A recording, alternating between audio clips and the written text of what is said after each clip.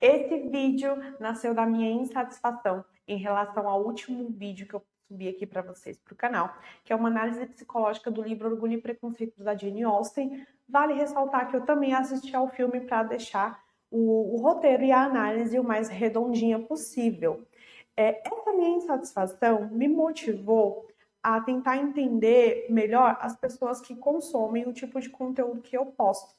Então, para isso, eu abri 2 caixinhas de pergunta no Insta e a galera respondeu pra caramba. Muito obrigada a todo mundo que respondeu. O objetivo era realmente tentar entender essas pessoas e mudar um pouco a dinâmica dos vídeos que eu posto e fazer alguns ajustes no roteiro. Entre essas perguntas, a primeira foi: quando você busca um vídeo sobre um filme ou livro, procura antes de assistir ou ler, ou procura depois que assistiu ou leu? 42% das pessoas me responderam que procuram antes de assistir ou ler, e 58% me falaram que procuram depois que assistiu ou leu. Eu estou dentre aí os 58%, eu realmente procuro depois que eu assisti ou li, mas eu não faço os vídeos só para mim, eu também tenho que entender um pouco do perfil, da dinâmica de busca, como as pessoas interagem com o conteúdo que elas querem assimilar melhor. Então, eu preciso entender como as outras pessoas também funcionam. A segunda pergunta que eu fiz foi: quando você procura entender um filme ou livro, você prefere que tenha spoiler ou que não tenha spoiler? E 72% das pessoas me falaram que preferem sim que tenha spoiler, e 28% me disseram que não tem spoiler. Eu também conversei com algumas dessas pessoas que responderam a enquete e, a partir disso, eu vou falar um pouco mais aqui para vocês depois da vinheta.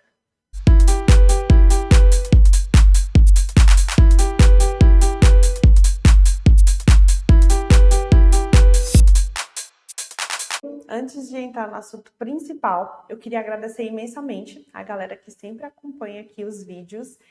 Vocês são os responsáveis por tornar a minha leitura menos passiva. É aquele tipo de leitura que a gente se debruça de fato para poder tentar entender os simbolismos, a metáfora. É mais uma forma de autoconhecimento, é uma forma de entretenimento.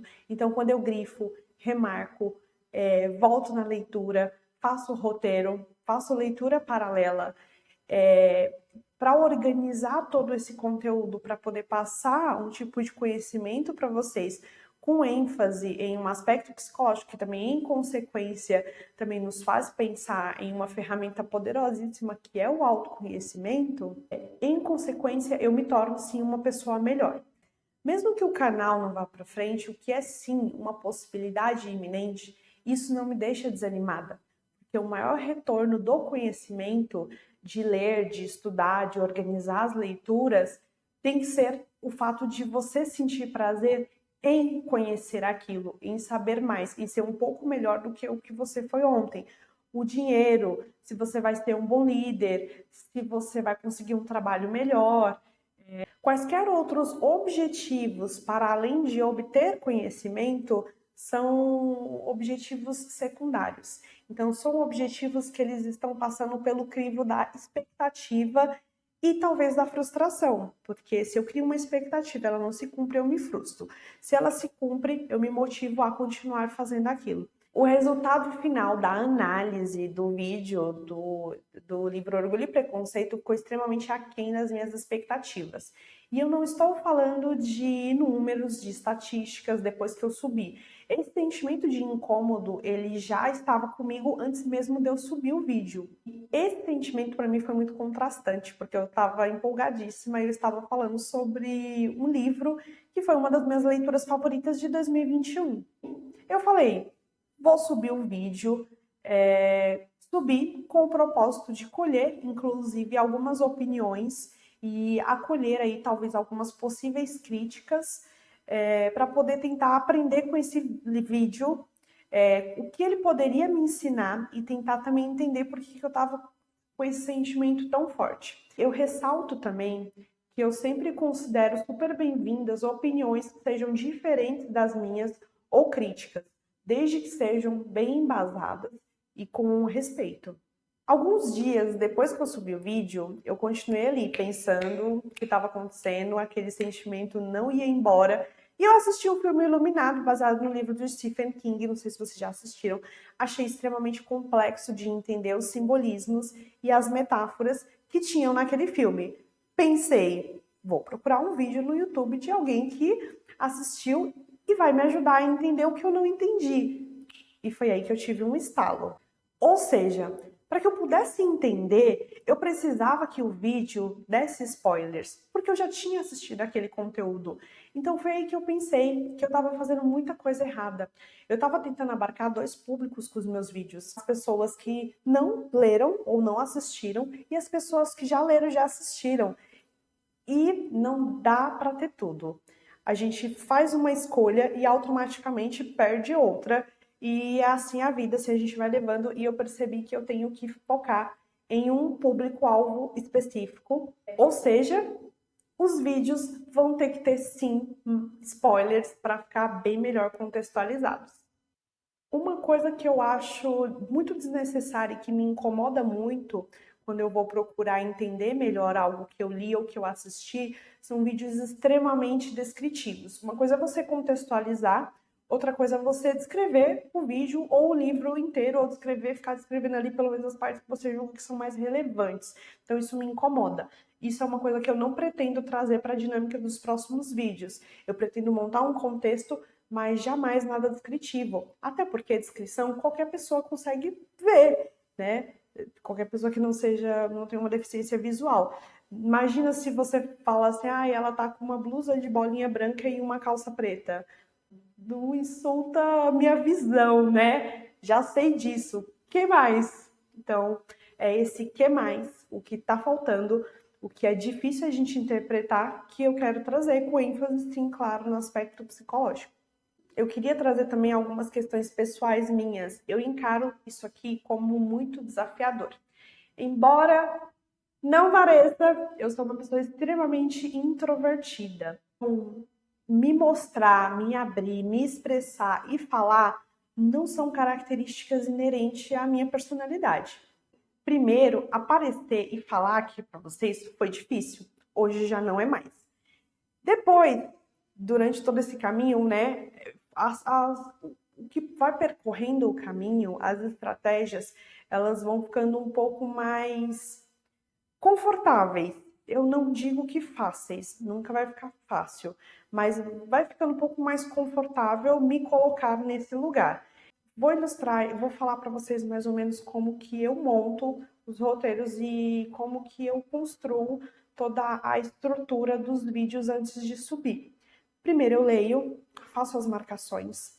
Depois eu volto, depois que eu li tudo, eu volto em todas aquelas marcações daqueles pontos que para mim foram extremamente relevantes e escrevo, busco na memória ou em artigos científicos, pesquisas de internet em paralelo para poder relacionar com a teoria, né, a psicanálise principalmente. Depois de Aí eu faço o primeiro esboço, segundo esboço, terceiro, às vezes passa do terceiro, e depois eu vejo, quando tudo está pronto, as minhas ideias estão encaixadas e eu acho que está fazendo sentido, eu vejo vídeos de outras pessoas que estão falando sobre o que eu quero falar. Só que eu procuro ênfase em aspectos diferentes. Porque a gente pode falar de um livro com ênfase no aspecto da dramaturgia, você pode focar no modo como eles interpretam as emoções, você pode focar no lado técnico, como foi expressado o subtexto, né? Como que você percebeu que um personagem está com raiva, sem, no entanto, sem o personagem dizer, né, num diálogo, ou o personagem pensar, ah, eu estou com raiva. Então, essa é uma outra forma de você analisar uma obra. Tem formas que dão ênfase no aspecto mais histórico ou mais sociológico, histórico no sentido de entender os costumes ali da época. Então eu tento pegar vídeos para poder enriquecer o meu ponto de vista e também para saber se eu não estou encaixando coisas que só eu estou vendo. Porque às vezes a gente tem uma tendência muito particular, né? Muito particular, aliás, não. É muito de todo mundo de só você tá vendo alguma coisa. E se às vezes só você tá vendo, talvez você projetou aspectos seus ali no livro. Então, por isso que eu vejo outras opiniões, de outros embasamentos, para poder tentar deixar o mínimo de mim possível na minha interpretação, né? Quando eu digo o mínimo de mim possível, porque eu não erro tanto, eu saio de mim e tento entrar no que o autor quis passar, porque se eu falo só de mim, eu já não estou falando mais da obra, eu estou falando de como eu vejo a obra. E para ilustrar também um pouco dos desafios que vão desconfortável no começo, depois vai ficando melhor, eu queria trazer para vocês a teoria do Jean Piaget, que ele tem uma teoria incrível das fases do desenvolvimento que vão desde os primeiros dias de vida até a velhice. Ele começa falando que à medida que a criança vai se desenvolvendo, ela vai encontrando cada vez desafios maiores que exigem aptidões dela para poder se adaptar melhor. Então, primeiro falar é difícil, depois ela já está aprendendo outra língua, dar os primeiros passos, engatinhar é difícil, depois já está correndo. E eu trouxe esse exemplo para falar que a vida é exatamente assim. Ou seja, viver requer o desenvolvimento de habilidades complexas. Então, cada ano que vai passando, o mundo exige mais de você. E se você olhar com um pouco mais de cuidado ao seu redor, nas suas dinâmicas, a familiar, sua dinâmica no trabalho, a sua própria dinâmica do seu relacionamento consigo mesmo, às vezes mais atrapalham do que ajudam. Ou podem ajudar mais do que atrapalhar. Para isso fazer sentido, eu trouxe um exemplo do jogo de futebol. Trouxe esse exemplo, que fica mais fácil assimilar, porque aqui no Brasil o futebol é um esporte muito popular. Mesmo quem não gosta, entende como funciona aí a dinâmica geral desse jogo que é bastante competitivo. Então pensa, você, numa partida de futebol, você é o atacante. Sua meta, seu principal objetivo é fazer a bola entrar na rede.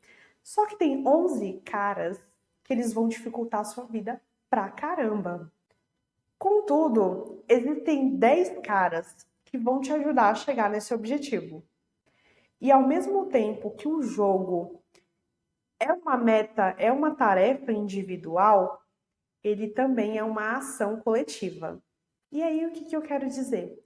Que a gente está sozinho, mas ao mesmo tempo não estamos sozinhos.